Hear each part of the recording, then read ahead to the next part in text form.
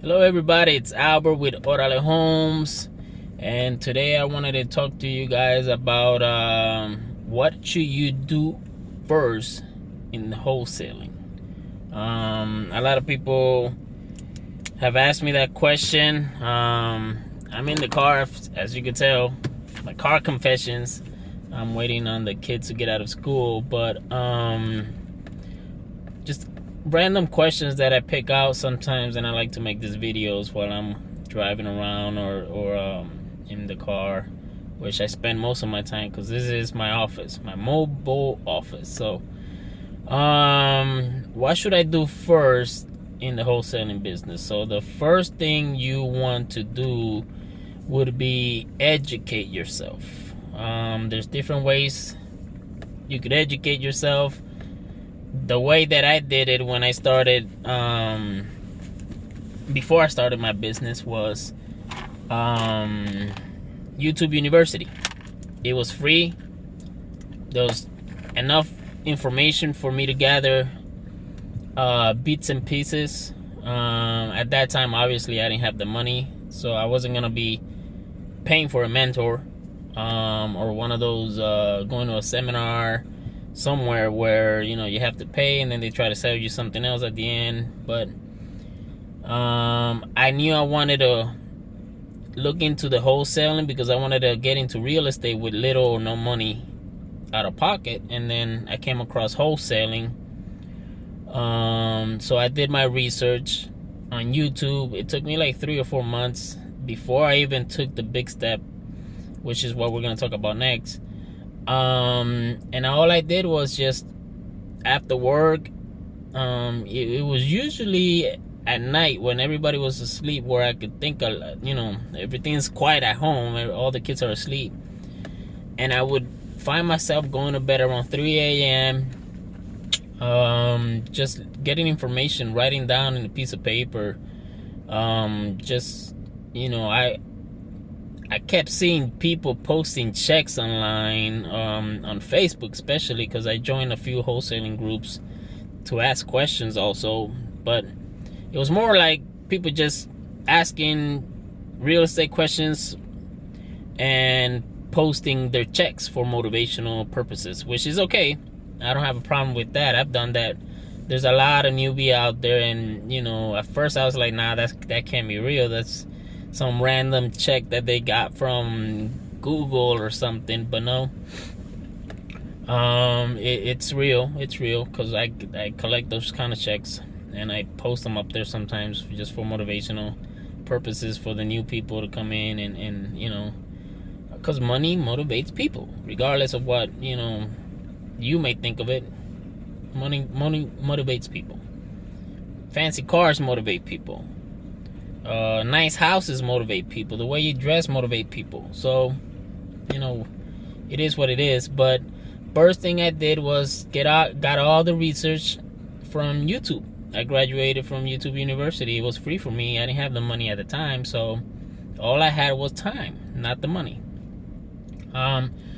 If you do have money, you could find a mentor. Mentor or not, as long as you got the will to want to succeed in something or learn something, then you're gonna find a way regardless if you have money or not. Money shouldn't be an option, or it shouldn't be the stopping point for you. I didn't have the money, so I had to find a different route. My route was YouTube, thank God. So I went from there, did all my my research, and after that, the second thing I did was I took action, which is the number 2 thing that you need to know, is take action. How did I take action? Well, I went out there. And started driving for dollars, because it's one of the things that I learned was driving for dollars. It's one of the easiest ways. It's just gas money and time. But you find a lot of properties out there that way, especially if you're going to wholesale them. Stay away from the MLS. MLS is full of realtors. and sellers that hire realtors to do their jobs and they get paid for it. Half of the time they're not investor friendly realtors, or they don't understand the concept of it. But needless to say, you can still make money on the MLS. It's just you have to find out exactly how it is, which is, I've done it before, and I just target properties that are like 200 or 300 days old. They get left behind and nobody sells them, and 9 times out of 10 they're out of contract. So if you just do your due diligence and locate the owner, you might get lucky. Again, time consuming, but you can make money. All it takes is one. So take action. Do some advertisement. Bandit signs is huge, kind of on the illegal side, so be smart about it. Don't put your phone number or your house number, because you may get a call from somebody that don't like it, or the bandit sign police people. So do a Google phone number or something, get you a prepaid phone account and just put that number there, have it for business only. So, but bandit signs do work. You could pull list. Great website, listsource.com. You could just drive around looking for those for sale by owner signs. A lot of times those are people that are not tech friendly, or they don't really know much about the internet. They might be older, and to them they're traditional. Just get a little, they think that everybody's gonna drive by the house and see that for sale by owner sign, and it may be there for months, years. So if you see those, target those. Do a little marketing.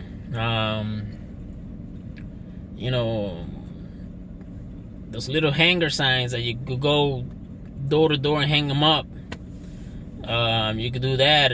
Business cards. Now we have Craigslist, Backpage. We have the internet for us. We have yellow pages. You have all that stuff online that even if you don't have money, you can still do it from home. So there really isn't a reason why you can't make money, because again, it only takes one deal. One deal could easily bring you a $10,000 check. And if you've never ever done any type of business or any type of real estate, or you've never seen a $10,000 check before in your hands, well, guess what? You will see a lot of those when you start doing real estate investing the right way. Trust me, you will see them. You'll see 5, 10, 15, 20. You'll see them all the time.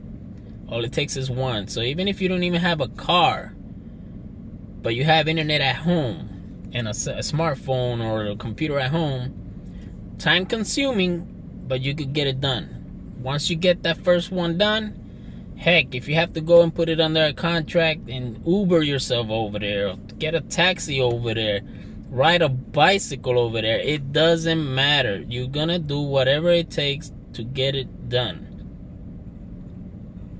or else this business is not for you. Just plain and simple. Because it's easy, but it does require effort. And if you don't put effort into something, then what good is it? You have to put effort at work, you have to put effort at school, you have to put effort in life in general. Imagine doing your own business that's real simple with no money out of pocket, and you don't put no effort, you're gonna fail. So you have to be consistent, and you have to put effort into it. 2 main keys right there: consistency and effort. Real simple, and both are free. Okay. Again, get up in the morning, sit in front of the computer or on your phone. Stop watching the Jerry Springer show, whatever TV show that's eating your time up and not generating any kind of income towards you. Stop that. There'll be time for that later on, I promise. Especially when you start taking vacations, which in my case, I go on vacation like 3 times, 4 times a year. and I still do what I do, but I get to enjoy it. So advertising, marketing. Then the last thing, number 3, would be getting in front of the sellers. So you have to get in front of the sellers, whether it is through Craigslist, finding them through Craigslist, people that they're selling properties on Craigslist. You can find sellers. Some would be wholesalers, but still, you can still put a property in JV with somebody, or take a property from a wholesaler and get it under contract and get it done. So once you get the sellers, the buyers will come. What I mean is, once you get that property under contract, the next thing is getting the buyers, getting the end buyer. Because remember, in wholesaling, 2 contracts. Contract A, contract B. Contract A is going to be between the seller and you. Contract B, between you and the end buyer. Real simple. You could do a 1-page. You don't have to do a $20,000, 20-page contract. 1 page. Just make sure it's assignable. Between the seller and you, and contract B between you and the end buyer. So that's pretty much it. I'm gonna keep it real estate.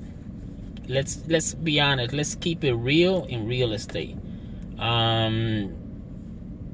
That's what you should do if you're planning to get into the wholesaling.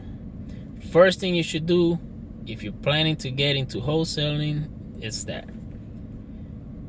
So I just want to make this little quick videos. Don't forget to subscribe and like my channel. I'm gonna keep bringing videos out like this for you guys, giving you bits and pieces. Feel free to leave me messages. I do these videos to help as much as I can, especially the new people that just ask me random questions. Out of the kind of my heart. So just be nice. Don't be rude. Come on, if you're leaving me a message, just like, subscribe. I'll keep bringing them out, trying to help everybody as much as I can. Peace.